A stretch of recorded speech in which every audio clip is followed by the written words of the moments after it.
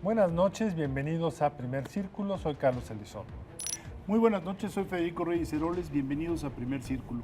Hoy fue un día muy especial, se inició un nuevo ciclo escolar en nuestro país y fue un día especial porque en realidad el inicio de un ciclo debe de ser escolar, debe ser un día de fiesta, debe ser un día que anime, en donde, bueno, no solo porque los niños caminan a la escuela y se encuentran con sus compañeros y porque de alguna manera los padres dicen por fin ya vamos a ver cuál es el próximo paso en la vida de nuestros hijos, sino porque también es el reconocimiento de un esfuerzo nacional. Quiero recordarle que a principios del siglo XX teníamos una tasa de analfabetismo del 76% y hoy tenemos una tasa de analfabetismo, según los últimos datos del INEGI, del 5.5%. Es decir, que a pesar de todas sus deficiencias, a pesar de las múltiples críticas que le podemos hacer al aparato educativo, ha ido funcionando. Pero hoy fue un día especial porque estábamos bajo amenaza de que la CENTE paralizara pues alrededor de 1,5 millones de estudiantes. Y Carlos, hubo noticias en ese sentido, algunas sorpresas. Guerrero salió bastante bien. Con muy poquitas escuelas. Oaxaca dividido. Es una amenaza y un forcejeo con el Estado que yo creo que vale la pena reflexionar sobre él, ¿no? Yo agregaría lo que dijiste de arranque, Federico, que es el esfuerzo financiero más grande que hace el Estado mexicano. El presupuesto más grande como volumen total de los servicios que provee el Estado es por mucho en educación. Educación es de los pocos rubros donde nuestro gasto está entre los países que más gastan. Si vamos a salud, está entre los países que menos gastan. En casi todos los otros rubros gastamos poco. En educación gastamos mucho. Y hemos logrado, como tú bien dijiste, una cobertura muy amplia. Pero lo que está en juego es que no basta que el niño sepa básicamente leer y escribir, porque si bien los datos del INEGI te indican un analfabetismo ya muy reducido, las pruebas que se hacen de las capacidades reales de lectura que tienen nuestros estudiantes de 15 años en la prueba esta de PISA, que se hace cada 2 años, indican que pues, más de un 20% pues, para fines prácticos no sabe leer, aunque estén terminando el tercero de secundaria o la primera de prepa, que sea a los 15 años, dependiendo de dónde les toque, ¿no?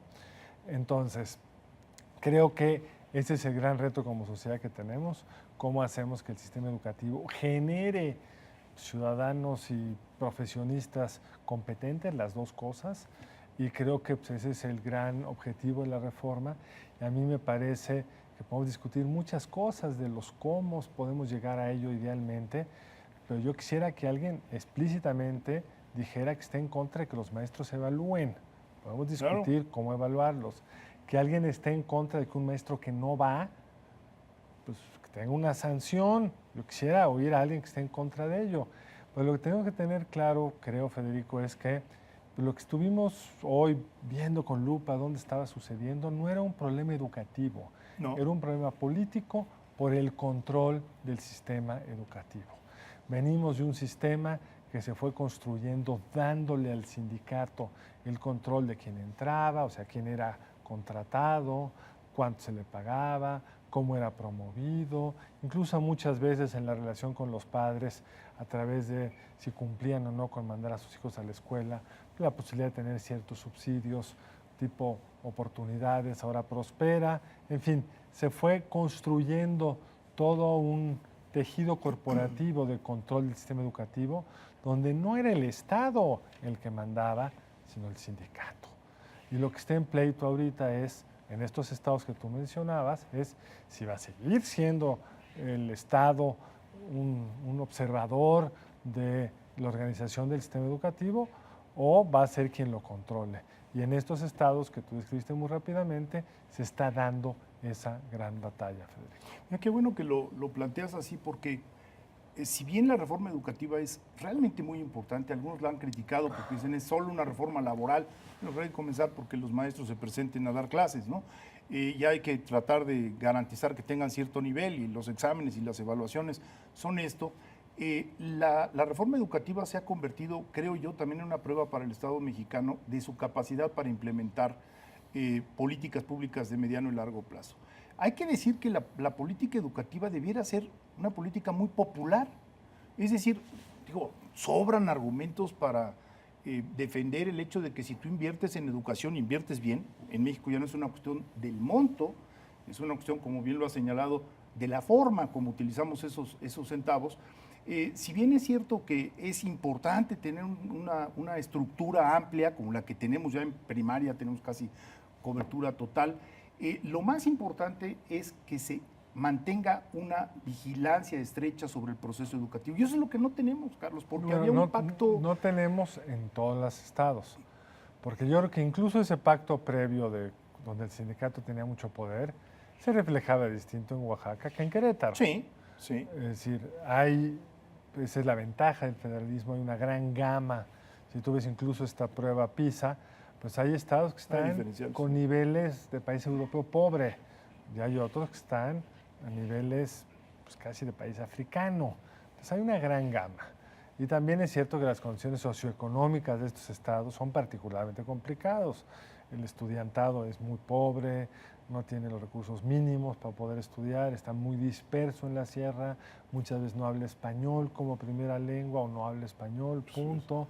Sí son condiciones difíciles, pero en esas condiciones difíciles el Estado y la sociedad tendría que estar unido en torno al objetivo de educar, no de mantener a los niños sin clases por una serie de pasos. El Estado de Oaxaca tomó algunas decisiones interesantes, pero insuficientes, como habilitar un sistema de por televisión para tratar de apoyar a los niños que no habían ido a la escuela. Es un paliativo. Lo que tenemos que ser capaz como sociedad es de garantizarle a cualquier niño mexicano que asista a la escuela y que en la escuela haya un maestro y que ese maestro le enseñe bien y que eso que le enseña, que curiosamente toda la discusión se ha ido en torno de si es una reforma laboral. Bueno, como tú dices, lo primero es que vayan, pero ya se presentó la reforma de contenidos y no estamos discutiendo eso, no, seguimos discutiendo el paso 1. Y no olvidemos que esta fue aprobada, la reforma constitucional, prácticamente por unanimidad. O sea, era una demanda ciudadana que fue capturado por los principales partidos políticos y que es la ley vigente. Hoy el presidente hizo una declaración muy fuerte. No habrá negociación mientras los maestros no regresen a clase.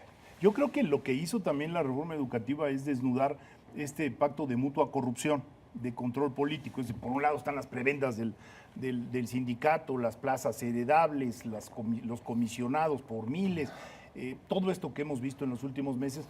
Y yo creo que eso es lo que tiene ya la sociedad mexicana fastidiada. Fastidiada, Carlos, por una cuestión muy sencilla, porque la educación sigue siendo, así lo muestran todas las encuestas, la mayor apuesta que tienen las familias mexicanas. Es decir, las familias sí creen en la educación y hay motivos para creer. Recientemente el INCO sacó un estudio de cómo se incrementan los salarios, las percepciones en promedio, si terminas primaria, secundaria o preparatoria. Entre primaria y preparatoria tienes un 50% de diferencia, es decir, gana mucho más una persona que terminó la preparatoria. Y si llegas a una licenciatura, se dispara 75% más. Entonces, hay ingreso... Respecto a haber acabado primaria. Exactamente. No, respecto a haber acabado preparatoria. Es notabilísimo, ahí es donde se hace la curva así. Y después me parece muy interesante que, digamos, esto propicia movilidad. Parte de la historia de nuestro país es esa movilidad. Entonces, no nada más es un problema de Nuño y de Peña Nieto y del sindicato, es un problema nacional. ¿Por qué? Porque podemos criticar muchas cuestiones, pero el siglo XX fue el siglo donde se construyeron aulas, se imprimieron materiales, se hicieron contenidos mal, bien, regular y como tú dices, con diferenciales enormes.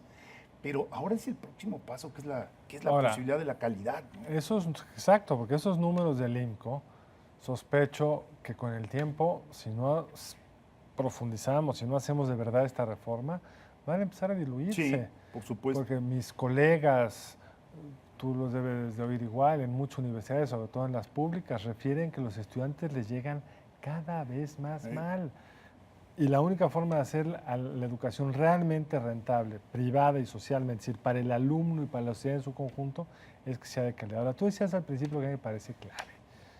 Había un pacto de corrupción, la reforma rompe ese pacto de corrupción, el presidente dice que no va a negociar, y eso habrá que medirlo con sus palabras. De acuerdo. Muy criticado por algunos, yo siempre lo he defendido. Mexicanos Primero ha sido uno de los grandes impulsores de la reforma, interpuso un recurso jurídico, un amparo, respecto a la negociación del año pasado que hicieron las autoridades de gobernación con los maestros, dándole una serie de privilegios que la ley no les permite.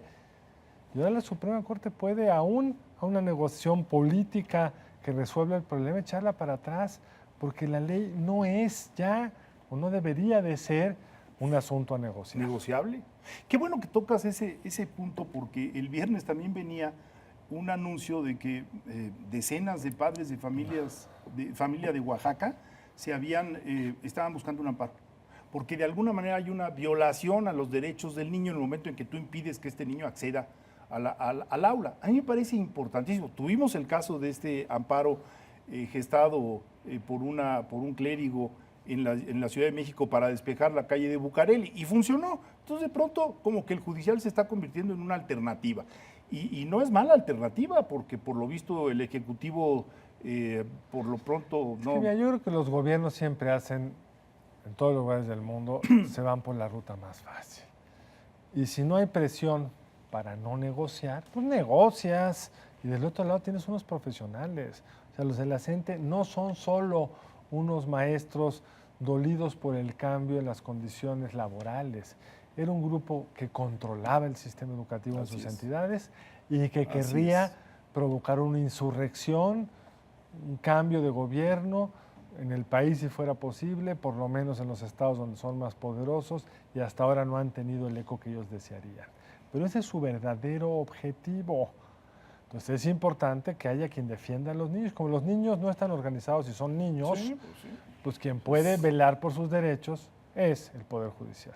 A mí me parece que para el país es una disyuntiva muy interesante, muy dramática, porque cada día de clases que se pierda, pues impacta ¿en qué? Pues impacta precisamente en la capacitación de estos niños y de alguna manera en su capacidad para encontrar futuros trabajos, tener ingresos y que haya movilidad social. De tal manera que me parece muy importante el recuento, es decir, bueno, ¿cuánto ha perdido Oaxaca, por ejemplo?